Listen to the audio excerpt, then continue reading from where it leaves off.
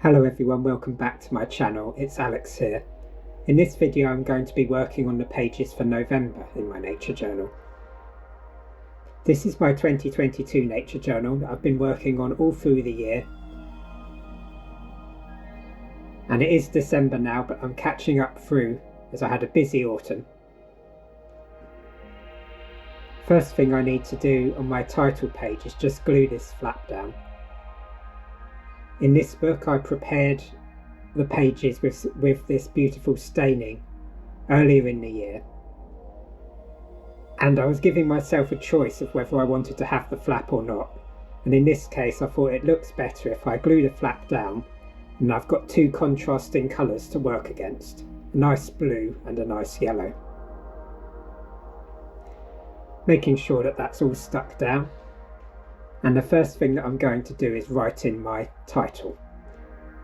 This year I've been making these title pages, one for every month. It's quite a nice way to split your journal up into sections.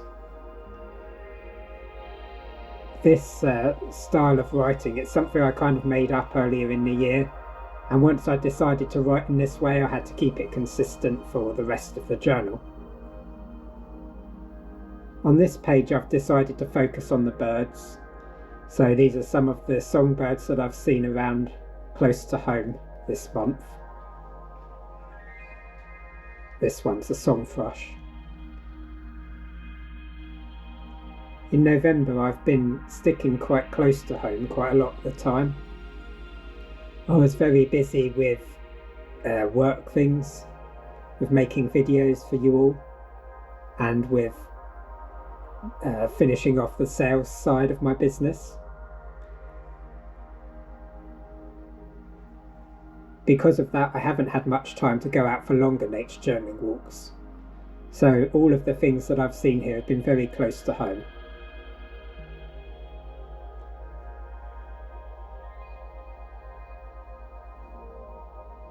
This black cap, it shows up in the November woodland walk video, so if you haven't seen that I'll link it in the description below.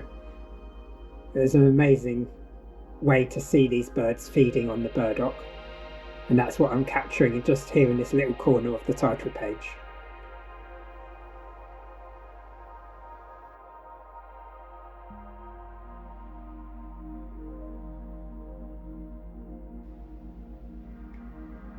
And then putting in the stone chat here as well, and a little wren.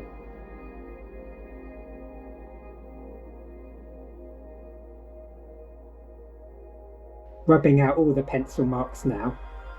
Make sure that it's all nice and clear, ready for me to put my colour on later on.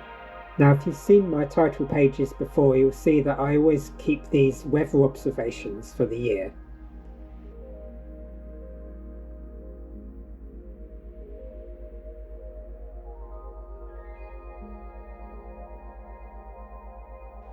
So you can see I've written out the weather symbols, a little indication of what the wind strength is, and also these little black boxes, and they help me keep track of my own energy and fatigue levels, and just generally how well I feel from day to day. So I've kept all of this information in a separate book and just copying it across now, and using these wonderful gold and silver markers to embellish the weather symbols to make them look really good. These are stapler metallic markers. It was quite variable weather in November, quite a lot of rain, some days sort of both rain and sun, and very mild long month as well. It took a long time in November for it to really feel like autumn was fully set in and that winter was properly on the way. But in keeping with all of the lovely autumn colours that you see during these months, I decided to use orange and yellow on these titles here. So after letting that dry, this was a different day from the first part of the video.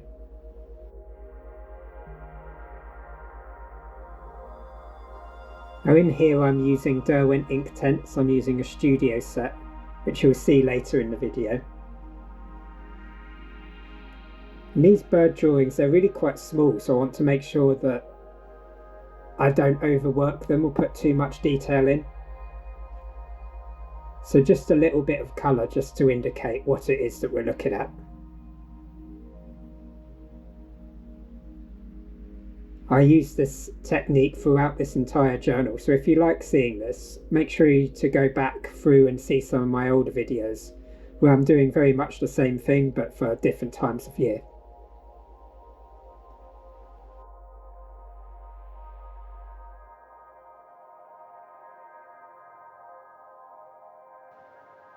And now I hope you'll enjoy some nature sights and sounds that I've seen throughout November.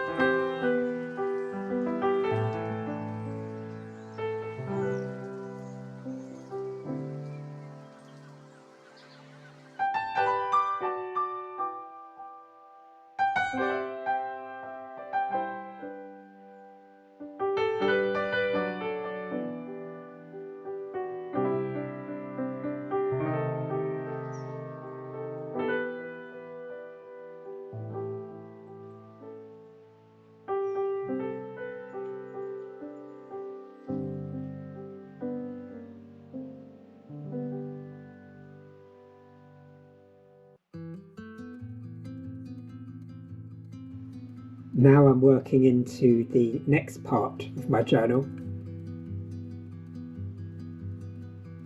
Ignore the little smudge if you can on the camera lens. I'm afraid that I didn't notice that. There's just a little bit of a blot in the middle, but hopefully you can see what I'm doing okay. Here you can see the studio set. This is a Derwent Inktense set, and I've got a few little blots of watercolour in here that I'm also mixing in just to use them up really. I like to conserve paint, and I quite often, you'll see, I don't clean my palette especially well. I just kind of start using up the colours that I've got on there and try to blend things in together. It might be a bit messy, but it works really well for me, and it also of course avoids wasting any pigment. This that I'm painting here is a scene of Budleigh Salterton, which is a seaside town near me on the coast of East Devon in the UK. It was towards the end of November I decided to go for a swim very early in the morning at Budleigh. And of course it was very cold, but it was also very beautiful, and I took this photograph that I'm painting from, fully intending to include it in this journal. And this is a little representation of me swimming. It's kind of made up, it's just what I imagine I must have looked like.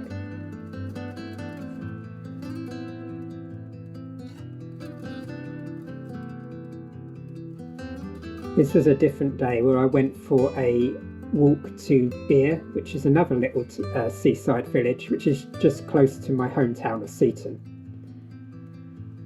And I'm painting here some stinking iris, also known as gladden, which I found along the coast path between my hometown and the village of Beer. Again, I'm using up some of those oranges from my watercolour set, mixing them up with the ink and just creating a bit of depth here in these berries.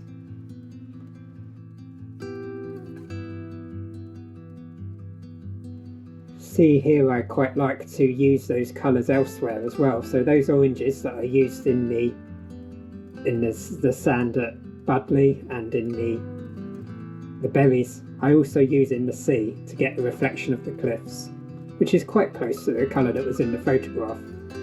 It really helps to draw all the colours on the page together. So even though there's four with the little picture of me swimming, different scenes here, I draw them all together into one composition by just letting a little bit of the colours sing similarly between all of the different drawings.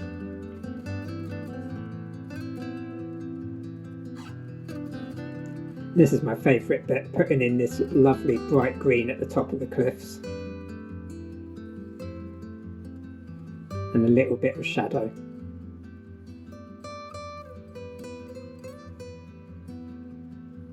I love creating these small landscapes in my journal. It's more of an overall impression of the walks that I've been on and the nature that I've seen.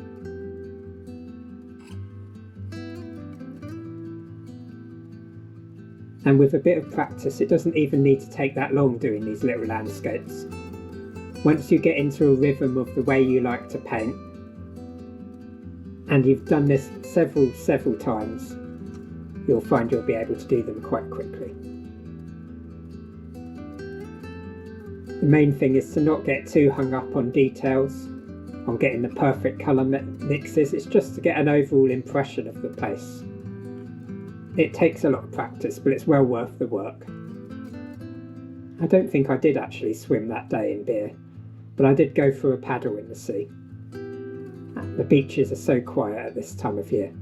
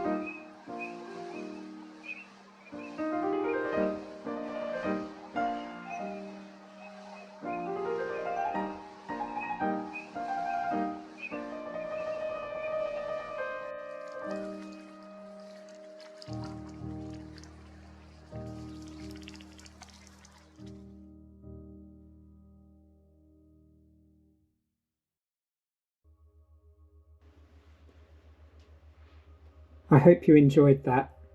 There's some of the birds from Seaton Wetlands, which is very close to where I live. I've been getting out to the reserve quite often recently, just in short breaks. And on this page I've decided to capture some of the birds that I've seen. Probably the birds that I've seen most commonly throughout November out on the reserve. I'm using a Derwent line maker, which is my favourite drawing fine liner pen, and a 0.1, so I can get some real small fine lines on these. Because I don't want them to be big and bold, I'm putting lots of observations here on the same page, so keeping them quite delicate.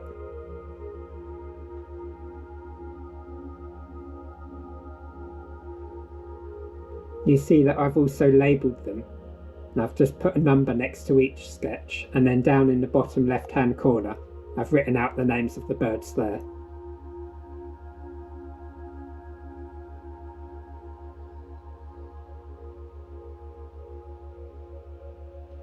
Remove those pencil lines once again, keep things nice and tidy.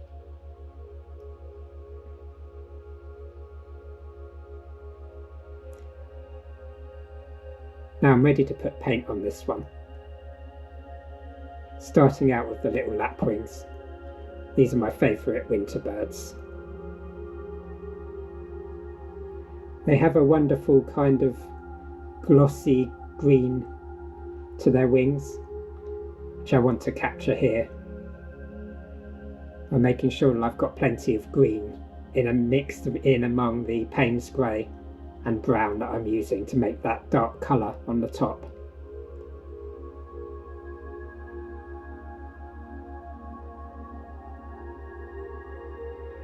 Also on this page I really want to use the blues to get a nice effect of the birds standing in the water. So using my photographs here, just really keeping a close eye on the patterns that are being made in those reflections.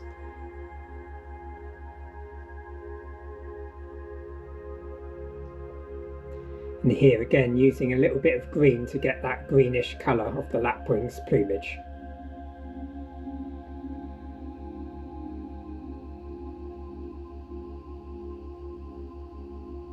You see, although I'm using a fine brush, I'm trying not to fuss too much over these drawings. I mean, obviously this video has been sped up quite a lot, but you'll see I'm pretty much just dabbing away with the brush. I'm not mixing too many different colours. I'm using what's on my palette for different parts of the drawings,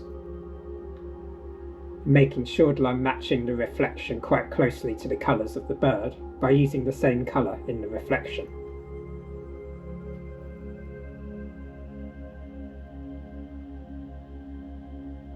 If you're enjoying this video so far, please do like it if you feel so inclined, and subscribe to the channel for more of this type of drawing if you haven't already.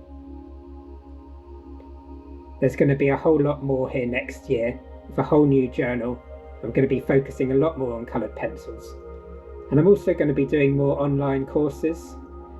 So make sure if you're not signed up to my newsletter that you go over to my website, sign up to my newsletter. If you want to find out more about how to do nature journaling in this style, I'm going to be providing a lot more talk content on Patreon and Skillshare and on my website next year. It's the perfect time to make nature journaling your New Year's resolution. Not only do the colours of the bird reflect onto the water, but sometimes the colour of the water reflects onto the bird when it's a nice white like this lovely egret.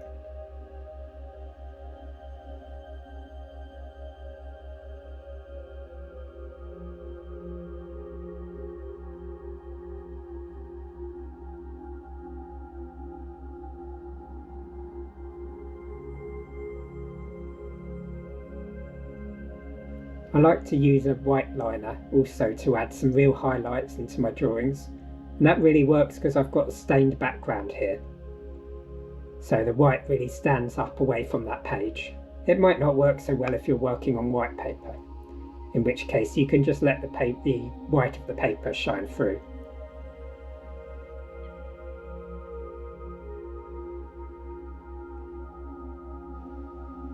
Now this is my absolute favourite part of doing this. I really love the plumage of the curlew. So starting out with the lighter tones and just speckling it onto the page like this, and then putting a darker layer over the top.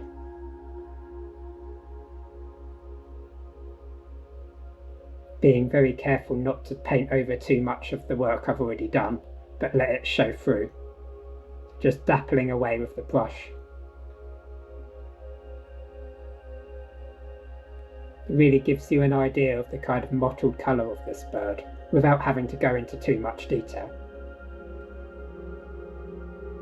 Excuse the colours changing slightly here. I was sat underneath the window and the sun shines down through the branches of the tree into the studio, and that sometimes changes the background colour. Hopefully it's not affecting your viewing of this video too much.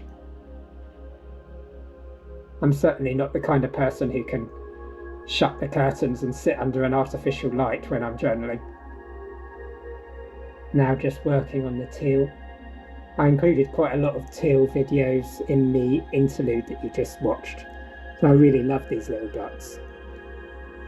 They've got a really distinctive sound too, which you would have heard in the background of a part of that video. Just the finishing touches now on this page of observations.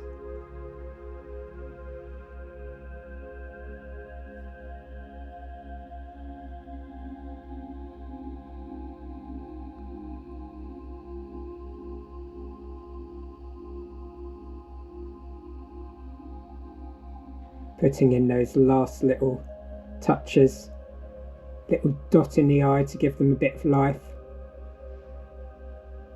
And I think that's all. We're now finished on a page of observations. Looking through the pages for November, here's a quick summary of what I've done. We have the title page that I showed you at the start of the video. This page I've yet to do. Little landscape, the bird observations, and my 2 seaside scenes. And then we're off on to December. Thank you so much for watching my video. I'll see you next time.